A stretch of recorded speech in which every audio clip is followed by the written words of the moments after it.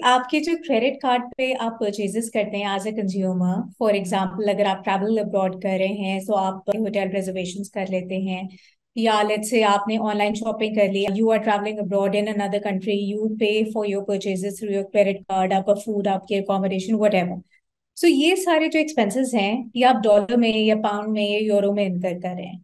जब आपका credit card का बिल आता है तो वो पीकेआर के अंदर आता है, which basically means the bill that you pay to your credit card issuer, और वो कोई बैंक होगा पाकिस्तान में, कोई स्टैंडर्ड चार्टर्ड हो सकता है, यूबीएल, एचबीएल, फला जो भी आपका बैंक है, वो जो आपको बिल जनरेट करके देता है वो पाकिस्तानी रुपीज में होता है। लेकिन जो आप खर्चा कराए होते हैं वो actually it is dollar denominated या थर्ड करेंसी डिनोमिनेटेड होता है। सो उन केसेस के अंदर अब the banks have to go out और उनको ये पैसे, the foreign currency for that payment, वो कहीं से खरीदना होता है। स्टेट बैंक ने आई थिंक 2006 के अंदर ये एक सर्कुलर इशू किया था कि बैंक्स जो क्रेडिट कार्ड पोर्टफोलियो पे जो भी उनकी पेमेंट्स ड्यू होती हैं इंटरनेशनली, उसके लिए वो जाएं जी ऑथराइज डीलर्स के पास और वहां से खरीद लें। ऑथराइज डीलर्स जो हैं वो पाकिस्तान के अंदर एक parallel system of currency trading maintain करते हैं। Basically there are two kinds of dealers, एक ऑथराइज डीलर्स होते हैं और एक मनी चेंजर्स होते हैं जिन्होंने मजीद अपने ट्रांजैक्शन जाके डीलर के साथ सेटल करने होते हैं। So either way, now banks have been significant purchasers of foreign currency from this particular market of authorized dealers and exchange companies.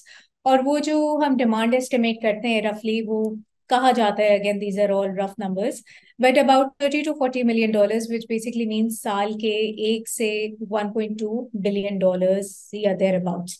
सो इस तरह के when we are talking about such large numbers, obviously जब banks को ये इजाजत मिलेगी कि वो इंटरबैंक मार्केट से ये डॉलर्स खरीद लें, तो प्रेशर जो है वो आपकी जो ये पैरेलल मार्केट है, which is the market run by authorised dealers and exchange companies, उस पे प्रेशर कम आ जाता है, बिकॉज 1.2 billion dollars, या it's a significant amount for Pakistan.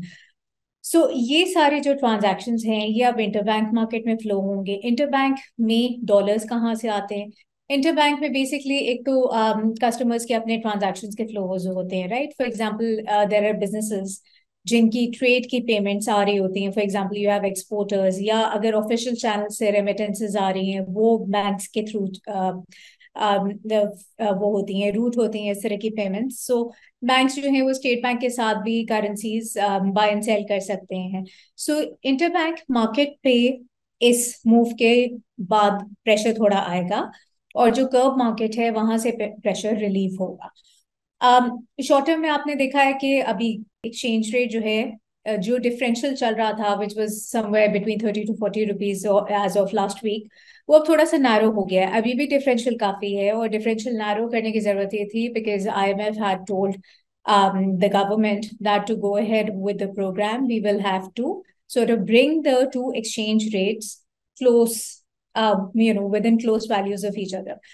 तो इस वजह से जो है वो हमें गवर्नमेंट ने ये स्टेप लिया है। It is I I believe it's a short term correction, कोई बहुत लॉन्ग टर्म इसका इम्पैक्ट नहीं है, बिकॉज लॉन्ग टर्म डॉलर पे या पाकिस्तान के एक्सचेंज रेट पे प्रेशर रहेगा, बिकॉज हमारी इतनी सिंपली एक्सपोर्ट्स ही नहीं है या हमारी इतनी रेमिटेंसेस ही नहीं आती जो हमारे सारे खर्चे पूरे कर सके, जो हमारी आउटपुट पेमेंट्स होती हैं। और एक्सपेक्टेशन यही है कि कुछ महीने बाद आप देखेंगे, या हो सकता है कुछ हफ्तों बाद भी, कि ये जो इंटरबैंक का रेट है ये ऊपर जाना शुरू हो जाएगा, क्योंकि अभी हॉलीडे सीजन है, समर है, लोग ट्रैवल करते हैं, बहुत सारे लोग बाहर शॉपिंग भी करते हैं। There is a certain class in Pakistan which is very price insensitive in the sense कि डॉलर कहीं भी जाए, अगर उन्होंने कहीं कुछ खर्च करना है फॉरेन करेंसी डिनोमिनेटेड तो वो करेंगे खर्च। अगर हम अज्यूम करें कि वो वही पैटर्न पे स्पेंडिंग कर रहे हैं जो कि वो पिछले सालों में करते आए हैं, तो इंटरबैंक पे तो प्रेशर आएगा, फिर वो रेट ऊपर चला जाएगा। देखिए ये जो सर्कुलर आया स्टेट बैंक है, इसकी इफेक्टिवनेस 31 जुलाई तक की है। तो इन एनी केस 31 जुलाई के बाद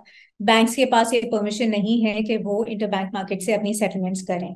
तो ये 2 महीने की बात है, हम जून में बैठे हैं, जून और जुलाई, इसके बाद इसका इम्पैक्ट वो देख लेंगे 2 महीने के अंदर के कितनी जो है वो पेमेंट, कितना प्रेशर मार्केट से हटता है और कितना इंटरबैंक पे आता है। अगर बहुत ज्यादा इंटरबैंक पे आ जाता है, लेट्स से कोई 2 महीने में पाकिस्तानी जो है वो $500 मिलियन की स्पेंडिंग कर जाते हैं क्रेडिट कार्ड्स के ऊपर, क्योंकि क्रेडिट कार्ड्स के ऊपर see in the recent past State Bank ने क्रेडिट कार्ड्स के ऊपर स्पेंडिंग लिमिट्स भी लगाई हैं। अब आप साल में $30,000 से ज्यादा कोई भी इंडिविजुअल स्पेंड नहीं कर सकता, and this limit has been brought down from I think $60,000 और समथिंग। तो ये हमें पता चल जाएगा 31 जुलाई तक के एक्चुअली रेट पे इम्पैक्ट इतना है, and I don't think this policy will continue beyond 31 July. मजीद न्यूज अपडेट्स और डिजिटल स्टोरीज के लिए सब्सक्राइब करें डॉन न्यूज पाकिस्तान।